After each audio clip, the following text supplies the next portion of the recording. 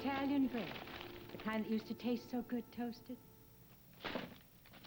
And especially with marmalade. Too bad the store was just around the corner. Or that you couldn't have found a couple of more items. Did you leave me a note? I'm no good at notes, Ada. You know that. You're just not to be believed. Taking off again. Running out again. And what's that? It's what I went back for. That $50,000 receipt from Mr. Peyton that was supposed to guarantee your daughter's future? Can't get out of the bank, can you? Or did you decide that you needed some traveling money?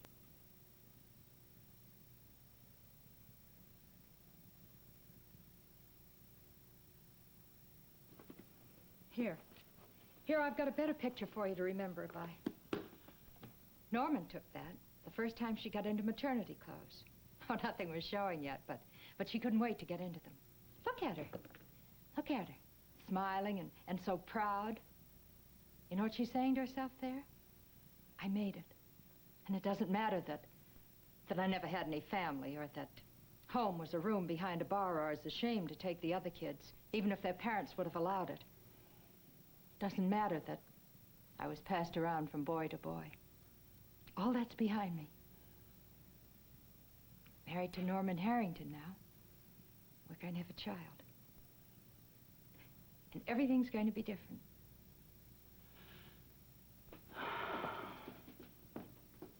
Go ahead. You can't hit me with anything I haven't already hit myself with. I put her in the hospital. I pushed her into a crisis. I'm not just blaming you, Eddie. I never gave her anything either, except a roof over her head and enough to eat. Until it was too late. When she was 14, I offered to give her a party. She said not to bother, that the kids she'd like to come wouldn't come. And the kids that would, she was already running around with Joe Chernak and his bunch. Haven't we done enough to her? Yeah, we couldn't have hurt her more if we tried. Then what's this? It's for the best. And where are you going now? Back to the hospital for another big goodbye to your daughter? Like the last one that almost cost her her life? Well, can't you speak? There won't be any more goodbyes.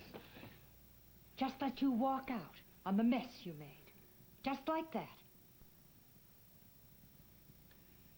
Just like that.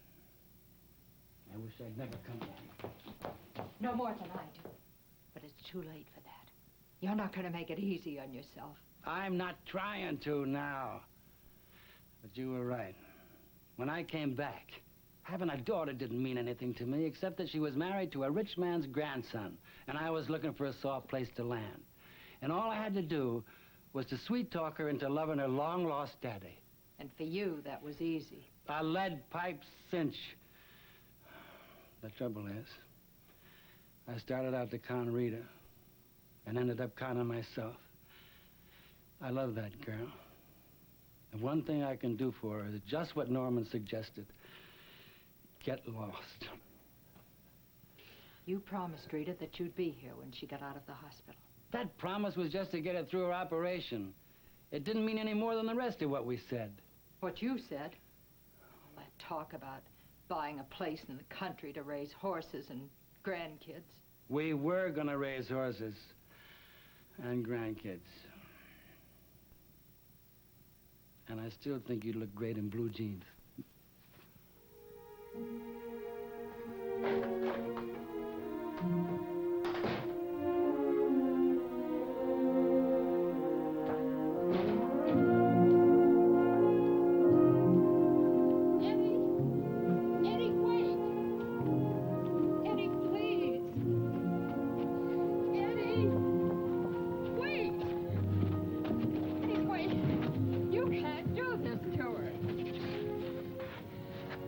Anything is better than a husband and me yanking her apart. Norman's never gonna trust me. I don't blame the kid. He had my number right from the beginning. But you just said you've changed. That's what I said. Well, I'm not going to let you. Ada? She loves you too much, whether you deserve it or not. Please, Eddie, listen to me. I've had her for 18 years, and if I left today forever... She'd cry her heart out. Maybe, but she'd get over it. If you leave, nothing I can say and nothing I can do will keep this from being the final blow. You know what it cost me to say this? Yeah. A lot of pride went down the drain. Well, maybe that's the place for it. She's lost her baby. She can't lose her father, too. Not a second time.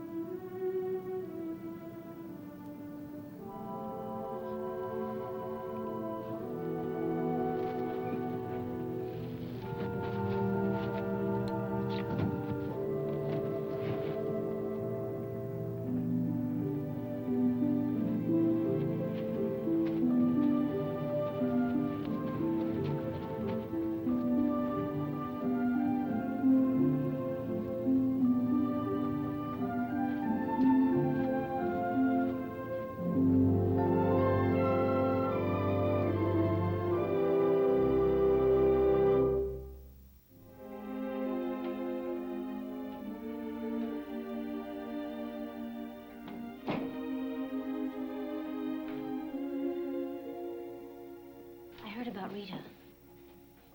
I'm sorry it had to happen. I know how much they both wanted that baby. Well, I think Norm will be able to pull it.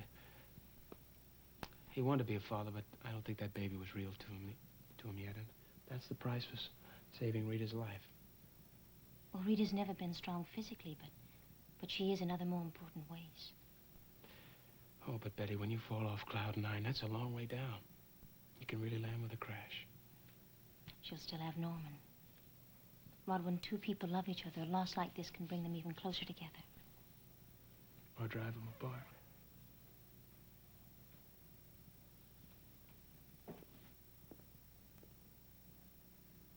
Does it still bother you?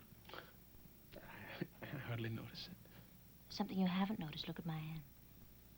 I've taken Stephen's ring off once and for all. That's good, Betty.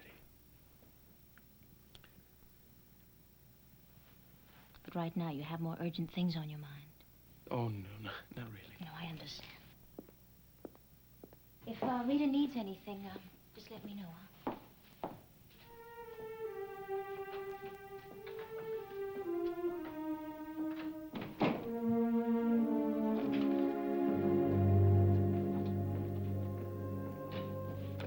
Miss Cho, Norman, can I see her? don't stay too long. In there.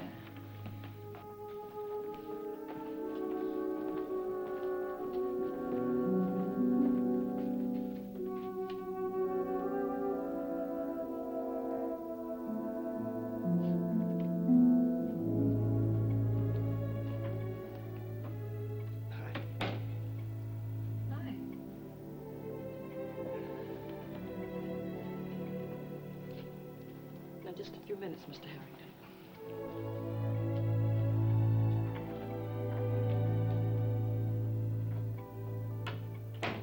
Hi.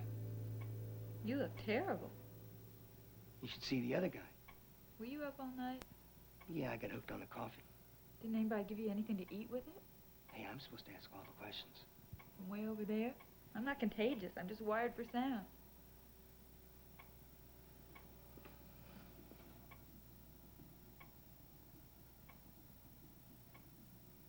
Rita, It's all right, Norm. I love you.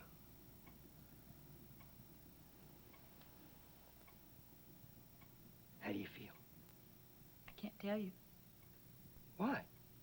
Regulations. I'm only allowed to answer that question 472 times a day, and I hit the limit an hour ago. But Dr. Rossi said your heart's perfect now. We have a whole new life. Start counting from today, we can do everything we haven't done before. Have everything we want. I have everything I want. Look, why don't we, take a trip somewhere? You know what? Maybe buy some new furniture, look for a new apartment, start planning. You can talk about it, Norm. Or did Dr. Rossi tell you not to? just to pretend it never happened. You said you took it pretty hard. Well, I'm over that. Good. Because it was for the best. I wasn't ready for having a baby, having children. You will soon. No, I don't mean just the having them. That's the easy part. Once you have them, you're stuck with them. We made a mistake, Norm. But we don't have to pay for it. And neither did the baby. Don't say that. Before I knew that the baby was... that I'd had a miscarriage, I used to think how great it would be to hold it and talk to it and cuddle it.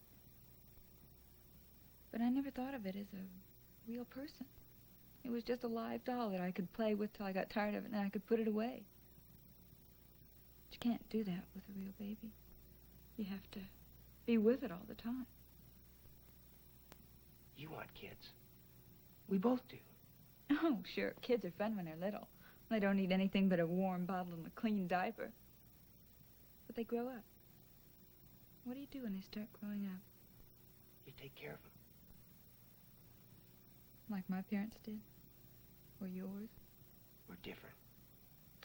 Parents make a mess and foul things up, and the kids are a mess. They don't learn anything. The kids grow up and have kids of their own, and they just keep making a mess. Well, not me. I won't do that to a baby. Ever.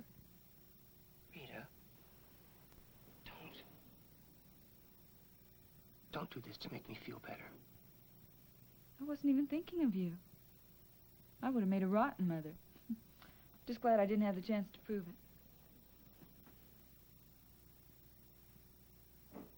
Norman? Nap time again? I'm afraid so. Come back tomorrow.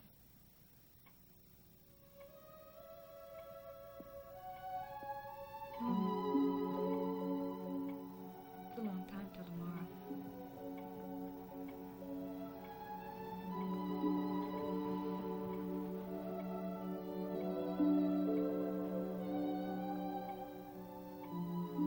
It all worked out, Norm, just the way it should have.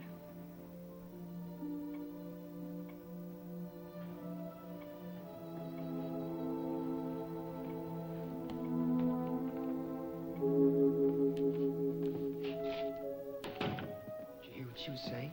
Some of it? She's glad. She's happy the baby didn't live. I know. She thinks the whole thing's one big mistake. So now everybody's better off. Norman, you know how much Rita wanted that baby. And now she's lost it. She needs something, anything, to help rationalize away that loss. When will she stop rationalizing? Well, it depends on how much help we give her. How much does she need? I don't know. That's the catch, isn't it? What happens if she needs more than we can give?